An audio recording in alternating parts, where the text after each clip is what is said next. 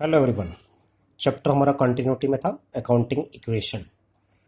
Last video में बेटा मैंने आपको समझाया था कि ट्रांजैक्शंस को किस तरीके से हम अकाउंटिंग इक्वेशन में रिकॉर्ड करते हैं। आज बेटा इस वीडियो के जरिए मैं आपसे डिस्कस करूंगा कि किस तरीके से हम एडजस्टमेंट्स को अकाउंटिंग इक्वेशन में रिकॉर्ड करते हैं। आज मैं आपके साथ 4 एडजस्टमेंट्स को डिस्कस करूंगा और ये 4 मोस्ट इम्पॉर्टेंट एडजस्टमेंट्स होती हैं एक्रूअल बेसिस ऑफ अकाउंटिंग की, मोस्ट इम्पॉर्टेंट।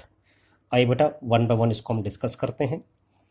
पहली एडजस्टमेंट है बेटा आपके पास आउटस्टैंडिंग एक्सपेंसेस। आउटस्टैंडिंग एक्सपेंसेस का मीनिंग होता है बेटा which expenses have been incurred but not paid. Incurred but not paid mean जो खर्चे हो तो चुके हैं लेकिन अभी तक हमने उनकी पेमेंट नहीं करी during the current accounting period. Means बेटा ये एक्सपेंसेस इसी करंट अकाउंटिंग पीरियड से बिलोंग करते हैं, इनकर्ड हो चुके हैं लेकिन अभी तक हमने इनकी पेमेंट नहीं करी। तो expenses due but not paid but to be paid in near future. बेटा ये हमारे बिजनेस की लायबिलिटी हैं। तो बेटा इसका अकाउंटिंग इक्वेशन पे क्या इफेक्ट पड़ेगा, एक बार तो बेटा आपने इसको लायबिलिटी में प्लस करके दिखाना है क्योंकि ये बिजनेस की लायबिलिटी है बेटा। ड्यू बट नॉट पेड क्योंकि इनको पे करना है, अभी तक पे नहीं किया गया तो हमारे बिजनेस की लायबिलिटी होगी बेटा। तो लायबिलिटी में आपने इसको ऐड कर देना है और लायबिलिटी में आपको अलग से लायबिलिटी का अकाउंट ओपन करना है आउटस्टैंडिंग एक्सपेंसेस के नाम से। तो आउटस्टैंडिंग एक्सपेंसेस का अकाउंट ओपन होगा बेटा लायबिलिटी में, तो उसमें आपने इसे ऐड कर देना है। मीन्स हमारी लायबिलिटी का नाम क्या है, आउटस्टैंडिंग एक्सपेंसेस, तो इसमें आपने इसे ऐड कर देना है। दूसरा बेटा क्योंकि ये इसी करंट अकाउंटिंग पीरियड का एक्सपेंस है तो इसको इसी करंट अकाउंटिंग पीरियड में ही कंसिडर किया जाएगा। ये इसी साल का एक्सपेंस है तो ये एक्सपेंस है बेटा। एक्सपेंस से बिजनेस का प्रॉफिट कम हो जाएगा, मीन्स एक्सपेंस बिजनेस का लॉस है, लॉस से ओनर की कैपिटल कम हो जाएगी। तो दूसरी बार बेटा आप इसे कैपिटल में से माइनस कर देंगे। तो क्लियर है बेटा आपको आउटस्टैंडिंग एक्सपेंस का meaning as well as their effect. एक बार लायबिलिटी में प्लस कर दिया और एक बार बेटा कैपिटल में से माइनस कर दिया। ये फर्स्ट पॉइंट आपका पहली एडजस्टमेंट आउटस्टैंडिंग एक्सपेंस। सेकंड है बेटा prepaid expenses, means expenses paid in advance. तो क्या मीनिंग होता है बेटा, नाम से देखो ही क्लियर है। प्रीपेड मीन्स पहले से ही पे कर दिया, पहले से ही पे कर दिया, इट मीन्स वो ड्यू नहीं हुआ लेकिन उसकी पेमेंट पहले से हो गई। Which expenses are not yet due, जो अभी तक ड्यू नहीं हुए बट पेड लेकिन उनकी पेमेंट की जा चुकी है, that is expenses paid in advance. बेटा ये एक्सपेंसेस करंट अकाउंटिंग पीरियड से बिलोंग नहीं करते, ये नेक्स्ट अकाउंटिंग पीरियड से बिलोंग करते हैं तो इनको बेटा नेक्स्ट ईयर ही हम एज एन एक्सपेंस शो करेंगे। लेकिन क्योंकि ये हमने इस साल पे कर दिए, ये इस साल के है नहीं, नेक्स्ट ईयर से बिलोंग करते हैं तो बेटा ये इस साल की हमारी एसेट का काम करेंगे क्योंकि इसका बेनिफिट हमें फ्यूचर में मिलना है। तो बेटा इसका अकाउंटिंग इक्वेशन पे क्या इफेक्ट पड़ेगा, एक बारी बेटा ये एसेट में प्लस हो जाएगा और एसेट का नाम होगा बेटा प्रीपेड एक्सपेंस। तो प्रीपेड एक्सपेंस में बेटा ये ऐड हो जाएगा। तो एक इफेक्ट तो बेटा हो गया कि एसेट यानी प्रीपेड एक्सपेंस में प्लस हो गया। दूसरा क्योंकि बेटा ये एक्सपेंस इस करंट अकाउंटिंग पीरियड का नहीं है, ये नेक्स्ट अकाउंटिंग पीरियड से बिलोंग करता है तो इसको फिर हम नेक्स्ट ईयर ही दिखाएंगे।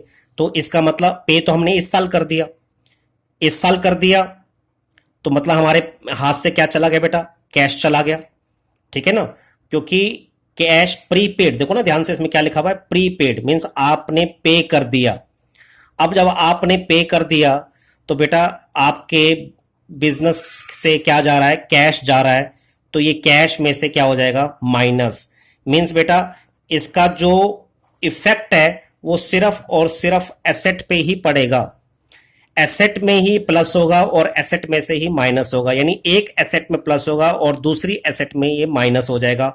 एसेट कौन सी बेटा, प्रीपेड एक्सपेंस में प्लस हो जाएगा और कैश वाली एसेट में से माइनस हो जाएगा। तो जो एक्सपेंसेस बेटा अभी तक ड्यू नहीं है लेकिन उनको आपने पे कर दिया, पे करने से कैश आउटफ्लो हो रहा है, तो एक बार आपने उसे कैश में से माइनस कर दिया। और दूसरा, क्योंकि ये नेक्स्ट अकाउंटिंग पीरियड से बिलोंग करते हैं, इसका बेनिफिट आपको फ्यूचर में मिलेगा, तो ये हमारी एसेट है, तो इसलिए हमने उसे एसेट में प्रीपेड एक्सपेंस में जो है ऐड कर दिया। तो होप बेटा आपको ये सेकंड एडजस्टमेंट भी क्लियर है। थर्ड एडजस्टमेंट है बेटा इसमें एक्रूड इनकम, जिसको हम अर्न इनकम भी कहते हैं। Which income has been earned, जो इनकम आपने अर्न कर ली है बट नॉट रसीव्ड, लेकिन अभी तक बेटा वो आपको रसीव नहीं हुई। मीन्स जिसके बदले आपने काम तो कर लिया है लेकिन वो इनकम, उस काम के बदले अभी तक आपको इनकम कैश में रसीव नहीं हुई during the current accounting period. Means इस करंट अकाउंटिंग पीरियड से बिलोंग करने वाली इनकम है बेटा, हमने उसके बदले काम तो कर लिया है लेकिन वो इनकम हमें अभी तक रसीव नहीं हुई, अर्न बट नॉट रसीव्ड।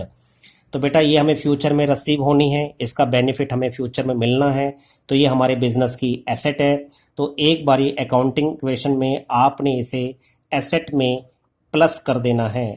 एसेट में ऐड हो गया बेटा, तो किस एसेट में आप इसे ऐड करेंगे, उस एसेट का नाम होगा बेटा एक्रूड इनकम। तो एक्रूड इनकम एसेट में आपने इसे ऐड कर देना है। दूसरा बेटा, क्योंकि ये इसी करंट अकाउंटिंग पीरियड की इनकम है, इसी साल से बिलोंग करती है, तो हमें इस साल की इनकम में उसको कंसीडर करना पड़ेगा। तो ये इनकम में ऐड हो जाएगी, इससे इनकम हमारी इंक्रीज हो जाएगी। इनकम इंक्रीज होने से बेटा बिजनेस के प्रॉफिट इंक्रीज हो जाएंगे और प्रॉफिट इंक्रीज होने से कैपिटल इंक्रीज हो जाएगी। तो दूसरी बार बेटा आपने इसे कैपिटल में ऐड कर देना है, यानी एक बारी बेटा ये एसेट यानी एक्रूड इनकम में प्लस हो जाएगा और दूसरी बार ये कैपिटल में ऐड हो जाएगा। तो होप बेटा आपको ये थर्ड एडजस्टमेंट भी क्लियर है। अब बेटा आपको एक लास्ट नंबर 4 एडजस्टमेंट और गिवन है, अनअर्न्ड इनकम, जिसको हम अनएक्सपायर्ड इनकम और जिसको हम इनकम रिसीव्ड इन एडवांस भी कहते हैं। अनअर्न्ड इनकम का मतलब होता है बेटा जो इनकम आपने अर्न नहीं करी लेकिन जिसका अमाउंट आपने पहले से रिसीव कर लिया, that is called unearned income. इसको बेटा हम अनएक्सपायर्ड इनकम भी कहते हैं। अनएक्सपायर्ड, एक्सपायर्ड मीन्स जो बीत गया, अनएक्सपायर्ड मीन्स जो टाइम अभी बीता नहीं है। तो जो टाइम बेटा अभी तक बीता नहीं है उस टाइम पीरियड के लिए हमने इनकम पहले से रिसीव कर ली, मीन्स उस टाइम पीरियड को की इनकम को हमने पहले से एडवांस में रिसीव कर लिया, तो ये इसको बेटा हम इनकम रिसीव्ड इन एडवांस भी कहेंगे। तो ये ऐसी इनकम होती है जिसके बदले हमने कोई अभी तक काम नहीं किया है लेकिन उसका अमाउंट हमने पहले से ही रिसीव कर लिया, तो ये बेटा हमारे बिजनेस की लायबिलिटी का काम करता है क्योंकि उस इनकम पे हमारे बिजनेस का कोई राइट नहीं है। तो क्या मीनिंग होता है बेटा इसका, which income has been received, receive कर चुके हो बट नॉट अर्न, लेकिन जिसके बदले अभी आपने काम नहीं किया during the current accounting period. During the current accounting period बेटा जो आपका अकाउंटिंग पीरियड चल रहा है उस पीरियड में आपने कोई इनकम रिसीव कर ली लेकिन उसके बदले अभी तक काम नहीं किया, तो बेटा वो एडवांस इनकम मानी जाएगी। जब तक आप उस काम को पूरा नहीं कर देते तब तक आपके बिजनेस की वो लायबिलिटी है। तो बेटा आपने इसे एक बारी अकाउंटिंग इक्वेशन में लायबिलिटी में ऐड कर देना है और हमारी लायबिलिटी का नाम है अनअर्न्ड इनकम। तो अनअर्न्ड इनकम लायबिलिटी में आपने इसे बेटा ऐड कर दिया क्योंकि बेटा ये आपको रिसीव्ड है, income received means cash inflow.